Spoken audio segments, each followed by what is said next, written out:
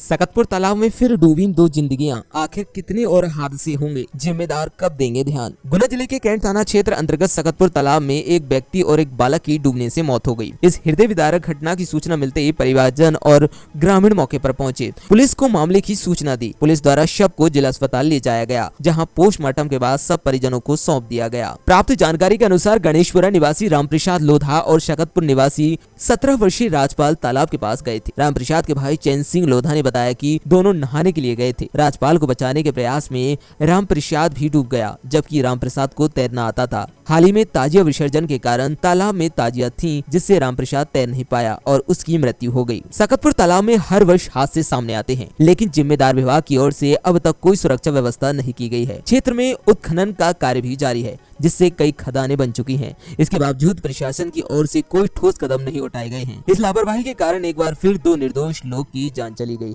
और उनके परिवार में मातम छा गया है। ये घटना संबंधित विभागों की लापरवाही को उजागर करती है, जिसमें अधिकारी और प्रशासन इस तरह की घटनाओं से कब सबक लेंगे और कब इन दुर्घटनाओं को रोकने के लिए ठोस कदम उठाएंगे, इस सवाल का जवाब अभी भी अनुत्तरित है। आपको जानकारी के लिए बता दें कि मृतक रामप्रसाद लोधा की पत्नी की बहुत पहले मृत्यु हो गई थी। उनकी 3 बेटियां हैं। बच्चियों की जिम्मेदारी उनके ऊपर ही थी। उनका भरण पोषण उनके द्वारा किया जा रहा था, लेकिन उन बच्चियों के सर पर से अब पिता का साया खत्म हो चुका है।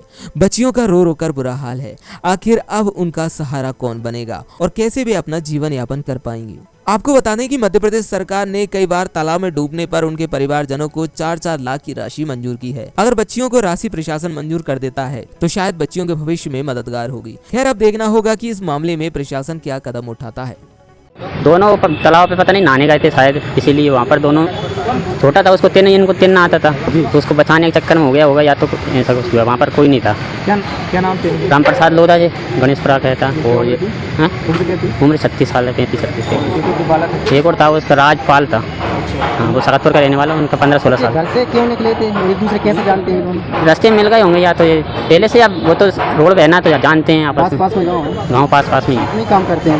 काम नहीं किया, अलग करते हैं वो तो मजदूरी, कुछ भी काम मिलते तो वो करते थे। तालाब पे क्यों पहुंचे बताया किसी ने? अब वो आज अभी गर्मी पड़ रही है, नहाने गए होंगे या तो कुछ ऐसा कुछ नहीं। ये कौन थे आपके? क्या नाम था इनका? रामप्रसाद तो भाई हैं गाँव में से। तो शादी हो चुकी थी? शादी हो चुकी थी, 3 बच्ची लड़कियाँ हैं इनकी। इनकी पत्नी नहीं है, इनकी पत्नी पहले ही खत्म हो गई। पत्नी पहले ही तो एक्सपायर हो गई? एक्सपायरी हो गई, तो वो पहले ही एक्सीडेंट में। तो बच्ची हैं अभी 3 लड़कियाँ हैं। कौन सा गाँव है इनका? इनका ग्राम गणेशपुरा। ये घटना कब की है? घटनी है 2 पौने 3 बजे की है। अब बच्चियों का भरण पोषण कौन करे? कौन जिम्मेदारी है घर में और कौन? अब दादा दादी जी ना है ही, वही तो करेंगे। दादा दादी? हाँ। क्या भाई थे? एक ही था, एक ही भाई। ये एक ही है। और इनके माता पिता है दोनों, बुजुर्ग हैं दोनों। तो ये मतलब कि घटना किस जगह की है? मतलब सकतपुर के पास, पुलिया के पास तालाब है ना, उसी में। तो क्या मानते हैं हादसे क्या होते हैं लगातार? हादसे उसी में ताजिया भी उसी में बेद गए। तैरना तो इनको आता था, वो निकल सकते थे, लेकिन ताजियों के चक्कर में उसमें बेद गए, निकल भी नहीं पाए। तैर नहीं पाए। ताजिया में निकल बेद के निकले उसी में।